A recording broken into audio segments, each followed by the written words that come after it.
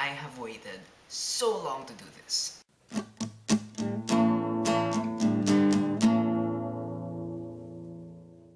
The Lord of the Rings, The Fellowship of the Ring is directed by Peter Jackson, co-written by Jackson, Fran Walsh, and Philippa Boyens. Of course, it's based on the book by J.R.R. Tolkien and stars a gigantic amount of people, all of whom I think deserve mention. You've got Elijah Wood as Frodo, Sean Astin as Sam, Dominic Monaghan as Merry, Billy Boyd as Pippin, Ian McKellen as Gandalf, Viggo Mortensen as Aragorn, Orlando Bloom as Legolas, John Rhys-Davies as Gimli, Sean Bean as Boromir, Christopher Lee as Saruman, Liv Tyler as Arwen, Hugo Weaving as Elrond, Kate Blanchett as Galadriel, and Ian Holm as Bilbo. The Lord of the Rings takes place in the realm of Middle-earth, where 3,000 years ago the Dark Lord Sauron attempted to enslave the world with his one ring. Sauron was defeated, but the ring disappeared for 3,000 years and now finds itself in the hands of the young hobbit Frodo Baggins, who learns that the only way to destroy this ring is to go deep into enemy territory, into the land of Mordor, and to throw this ring into Mount Doom, which is the volcano where this ring was created. And to aid him on this quest, an alliance is formed among hobbits, men, a wizard, an elf, and a dwarf. This is the Fellowship of the Ring, and they will guide Frodo to Mordor safely, hopefully, but not really. Now, I only really got into movies like last year, maybe 2 years ago, but I remember when I was like 7 years old watching The Fellowship of the Ring for the first time in theaters, and it just felt so special to me, you know. It's remained a very special thing in my family since then. I mean, it's my brother's favorite movies. My parents love them. We end up watching like the movies like once a year, maybe. I've seen these movies so many times that it's actually kind of difficult for me to review them because when I think about Lord of the Rings, I just think, you know, I love Lord of the Rings, but I will try my best to articulate why I love these movies. And no, I have not read the books, although I really want to. I've heard different things from different people. A lot of people tell me the books are better, a lot of people tell me the movies are better. Doesn't really matter to me. I'm not going to spend this review comparing the two. I'll just be talking about the movies here.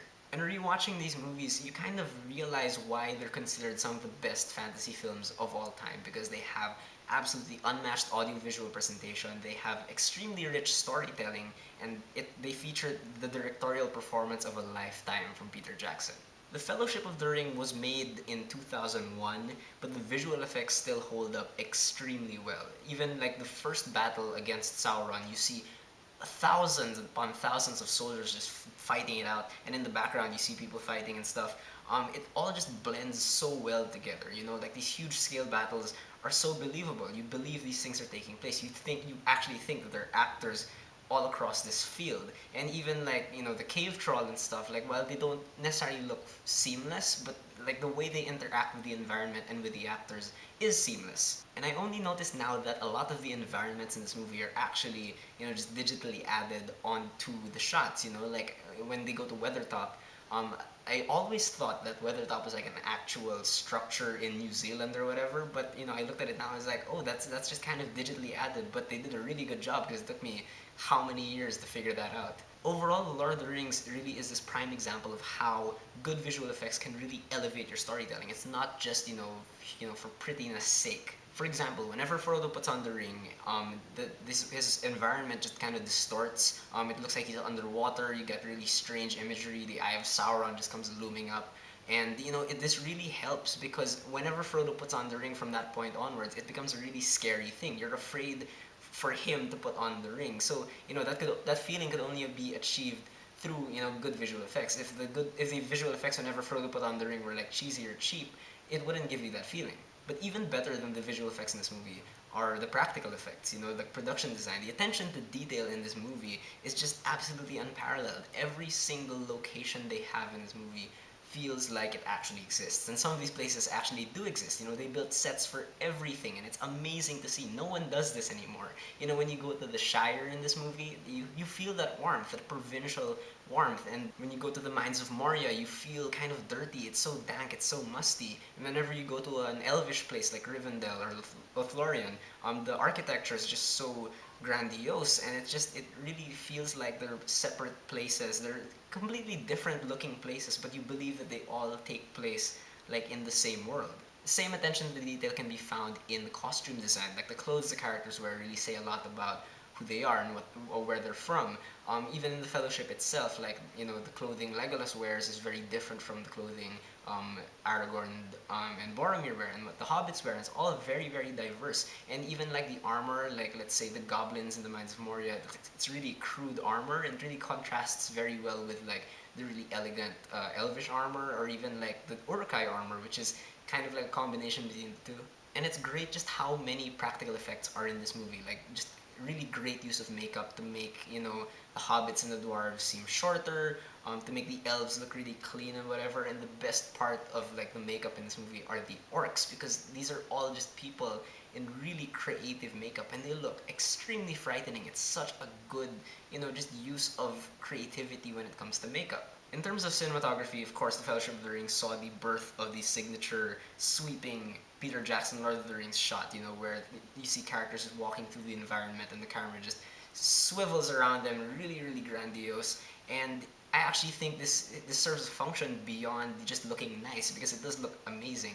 But it also reminds us, it keeps reminding us that these characters are extremely tiny in this huge world, this huge conflict that they're against so much. Like so much is against them, but they just have to keep plodding through it.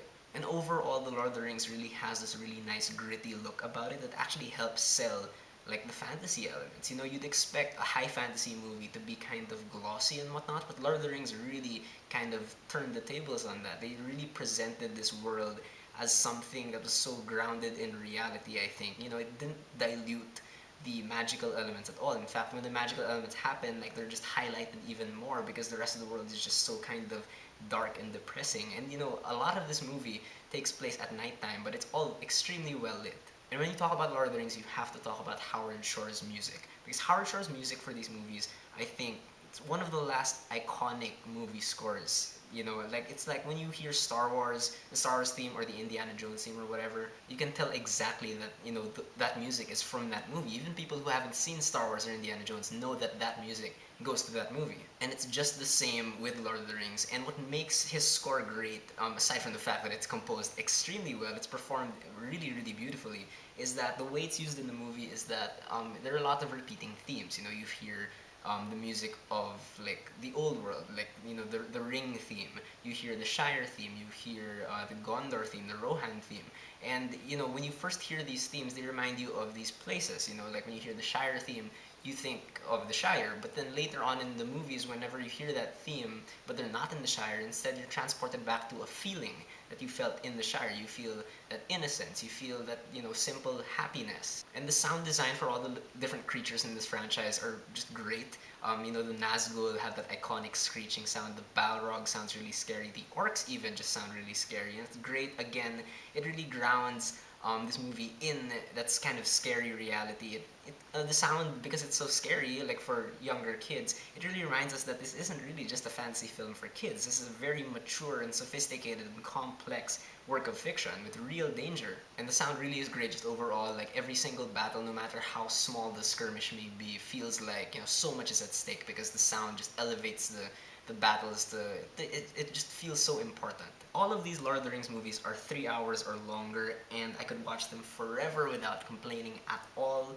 I feel like every single scene in the movies adds detail and character, even if it's not necessarily quickly paced. Just the world building is just so interesting that no matter what pace the movie's going at, it just feels like it's so rich in storytelling. This movie does have a lot of old school editing in that there's some shots where it's one shot and then another shot is superimposed over it, so you've got like floating heads around. And I actually don't really mind that. Like it feels very nostalgic in a way. Like it makes the movie feel like an ancient myth almost. And you really gotta hand it to the editors of these movies, because it's just the great balance they achieve in making each character feel important. Even if you're in a battle scene and these battles are getting frantic, this movie never forgets to remind us that all these characters are in this fight. It's never just focused on Frodo or Aragorn or whatever. Everyone really is just this one team, and they're all fighting for their lives. Like they're all extremely important.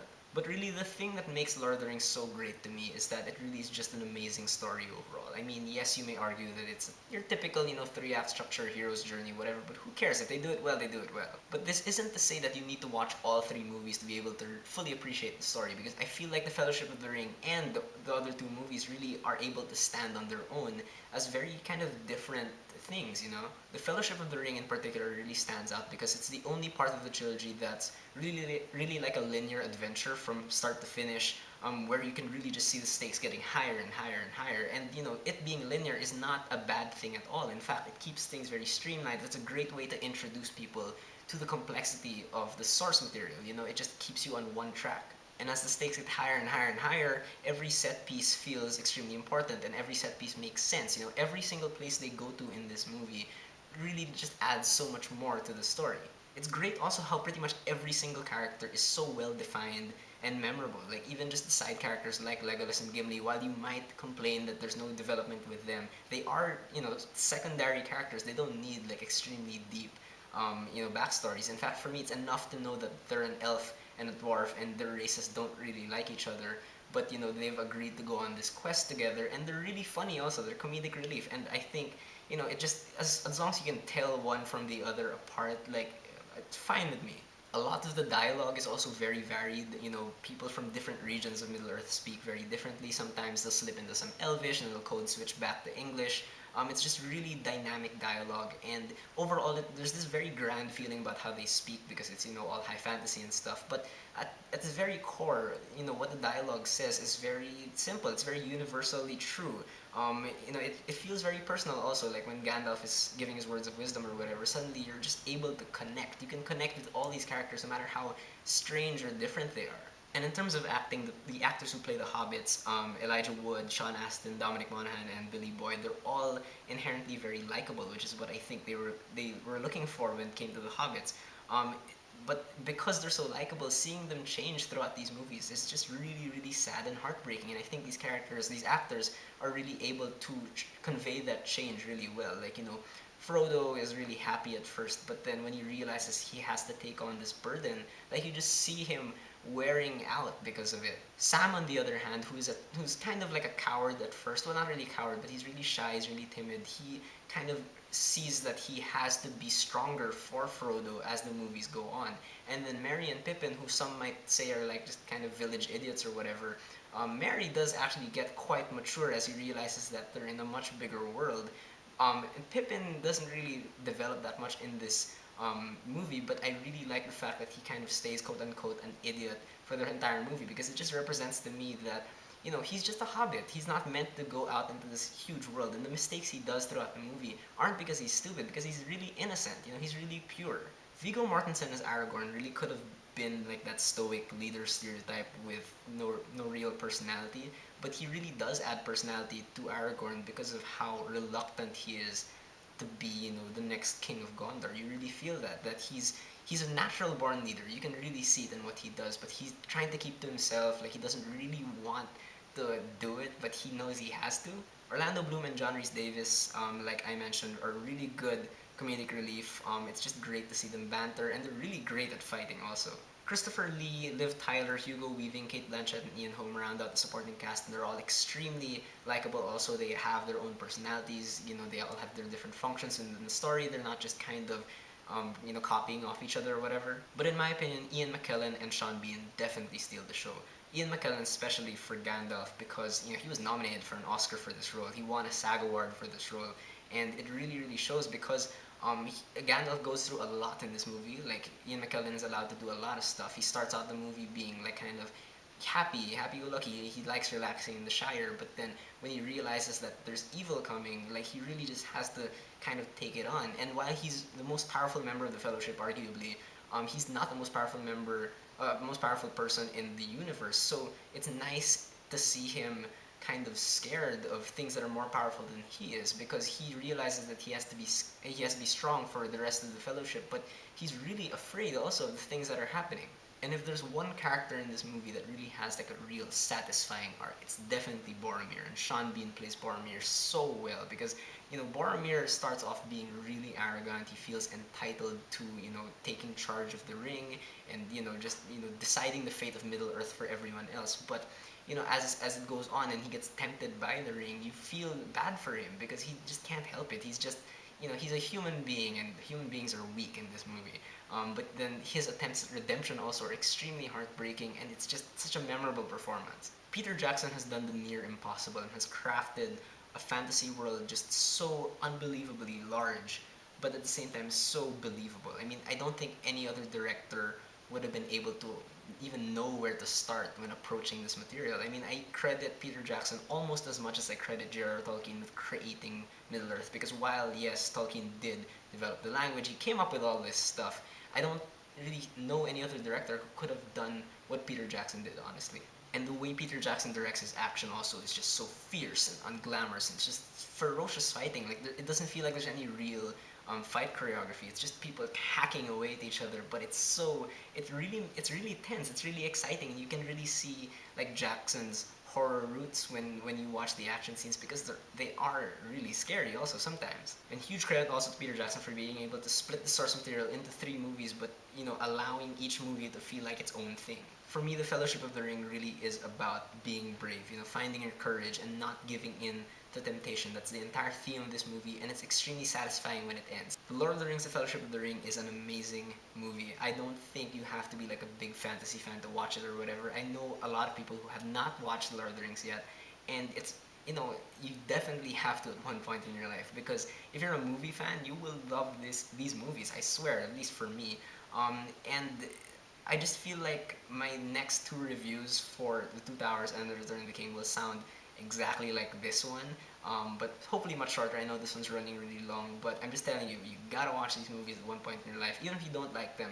There's such rich storytelling and visuals and everything to be found in these movies. Alright, that is my review for The Lord of the Rings, The Fellowship of the Ring. Have you guys seen it? What do you think about it? Did you love it? Did you hate it? Whatever you thought, whether you agree with me or not, please leave me a comment. Let's have a conversation.